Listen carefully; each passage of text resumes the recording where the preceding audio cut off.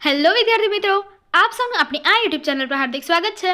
આજે હું લઈને આવી છું ધોરણ 10 વિષય સમાજ ભાગ 4 સ્વઅધ્યયન પોથીમાં પાઠ 16 આર્થિક ઉદારીકરણ અને વૈશ્વિકીકરણનું સંપૂર્ણ સોલ્યુશન।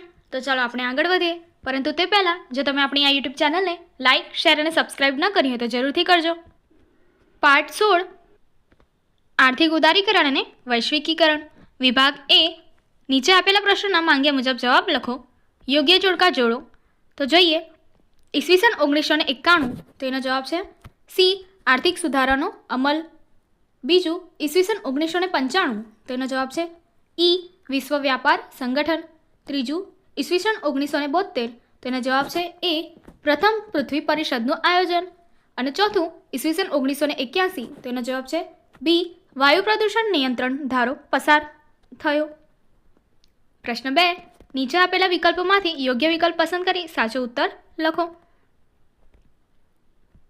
પહેલો પ્રશ્ન, ઈસવીસન 1972માં સ્વીડનના કયા શહેરમાં પ્રથમ વખત પૃથ્વી પરિષદનું આયોજન પર્યાવરણની સુરક્ષા માટે યોજાયું હતું? તો જવાબ છે એ, ત્યારબાદ બીજું સ્ટોકહોમ। ખાલી જગ્યાના કારણે દેશમાં વિદેશી મૂડીરોકાણને પ્રોત્સાહન મળે છે, જવાબ છે ડી વૈશ્વિકીકરણ। ત્રીજો પ્રશ્ન, વિશ્વ વેપાર સંગઠનનું વડું મથક કયા સ્થળે આવેલું છે? જવાબ છે એ જીનીવા ખાતે। પ્રશ્ન ક, નીચે આપેલા પ્રશ્નોના 1-2 વાક્યમાં જવાબ લખો। પ્રશ્ન 1, વૈશ્વિકીકરણનો ખ્યાલ વિદેશી મૂડીરોકાણની નીતિ અને બીજી કઈ નીતિ સાથે સંકળાયેલ છે? વૈશ્વિકીકરણનો ખ્યાલ વિદેશી મૂડીરોકાણની નીતિ અને બીજી વિદેશ વ્યાપાર અંગેની નીતિ સાથે સંકળાયેલ છે। પ્રશ્ન 2, નવી ઔદ્યોગિક નીતિ કયા વર્ષમાં અમલમાં આવી? નવી ઔદ્યોગિક નીતિ ઈસવીસન 1991માં વર્ષમાં અમલમાં આવી હતી। પ્રશ્ન 3, વિશ્વ પર્યાવરણ દિવસ તરીકે કયા દિવસને જાહેર કરવામાં આવ્યો છે? વિશ્વ પર્યાવરણ દિવસ તરીકે 5 જૂનના દિવસને જાહેર કરવામાં આવ્યો છે। પ્રશ્ન 4, ટકાઉ વિકાસ શબ્દ બીજા કયા નામથી ઓળખાય છે?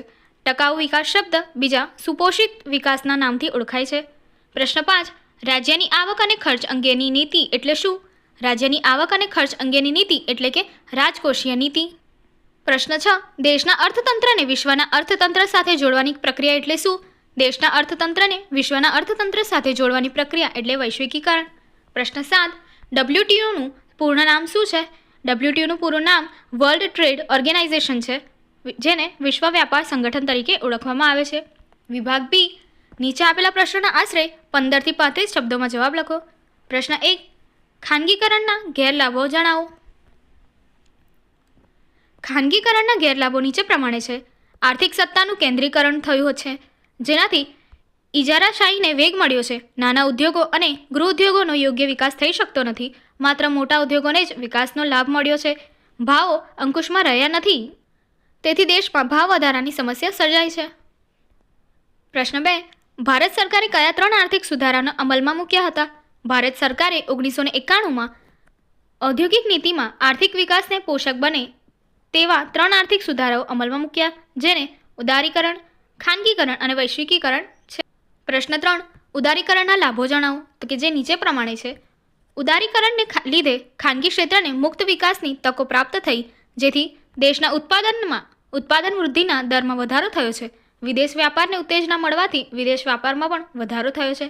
વિદેશ વ્યાપારમાં વધારો થવા દેશમાં વિદેશી હુંડિયામણની અનામતોનો પ્રમાણમાં વધારો થયો છે। દેશની આંતરમાળખીય સગવડોમાં વધારો થયો છે। આંતરરાષ્ટ્રીય બજારો સાથે સ્પર્ધા કરવાની ભારતના ઉદ્યોગોની ક્ષમતા વધી છે। ભારતમાં વિદેશી મૂડીરોકાણ વધ્યું છે। પ્રશ્ન 4, સંકલ્પના આપો। ઉદારીકરણ, આર્થિક ઉદારીકરણ એટલે ખાનગી ક્ષેત્ર પરના અંકુશો અને નિયંત્રણોનો ક્રમશઃ ઘટાડો કરી દેશના આર્થિક વિકાસને પ્રોત્સાહિત કરે એવી નીતિ। બીજું ખાનગીકરણ, ખાનગીકરણ એટલે એવી પ્રક્રિયા કે જેમાં રાજ્યના હસ્તકના ઉદ્યોગોની માલિકી અથવા તેનું સંચાલન ખાનગી ક્ષેત્રને સોંપી દેવું। ત્રીજું વૈશ્વિકીકરણ, વૈશ્વિકીકરણ એટલે દેશના અર્થતંત્રને વિશ્વના અર્થતંત્ર સાથે જોડવાની પ્રક્રિયા કે જેના પરિણામે ચીજવસ્તુઓ, સેવાઓ, ટેકનોલોજી અને શ્રમનો પ્રવાહ વિશ્વમાં સરળતાથી પ્રાપ્ત થઈ શકે। ચોથું ટકાઉ વિકાસ, ટકાઉ વિકાસ એટલે ભાવિ પેઢીની જરૂરિયાતો પૂરી પાડવાની ક્ષમતાને નુકસાન પહોંચાડ્યા વિના વર્તમાન પેઢીની જરૂરિયાતો સંતોષવી। ટકાઉ વિકાસમાં પર્યાવરણના સંસાધનોની કાયમી જાળવણી પર ભાર મૂકવામાં આવ્યો છે। વિભાગ સી, નીચેના પ્રશ્નોના મુદ્દાસર જવાબ લખો। પ્રશ્ન 1, પર્યાવરણની સુરક્ષા માટે લેવાયેલા પગલાં જણાવો. પર્યાવરણની સુરક્ષા અંગે ચર્ચા વિચારણાઓ કરવા માટે ઈસવીસન 1972માં સ્વીડનના સ્ટોકહોમ શહેરમાં પ્રથમ વખત પૃથ્વી પરિષદ યોજાઈ. ત્યારબાદ વૈશ્વિક ધોરણે પર્યાવરણ અંગે વિચારણા કરવા અનેકવાર સંમેલનો અને શિબિરો યોજાયા. તેમાં પર્યાવરણની સુરક્ષા માટે વિવિધ પગલાં લેવાનું નક્કી થયું. ભારતમાં પર્યાવરણની સુરક્ષા માટે નીચે દર્શાવેલા પગલાં ભરવામાં આવ્યા. દેશના મુખ્ય શહેરોના પ્રદૂષણની માહિતી પ્રસિદ્ધ કરવામાં આવે છે. પ્રદૂષણ પર નિયંત્રણ રાખવા માટે કેન્દ્ર સરકારે રાજ્ય સરકારોએ પ્રદૂષણ નિયંત્રણ બોર્ડની રચના કરી.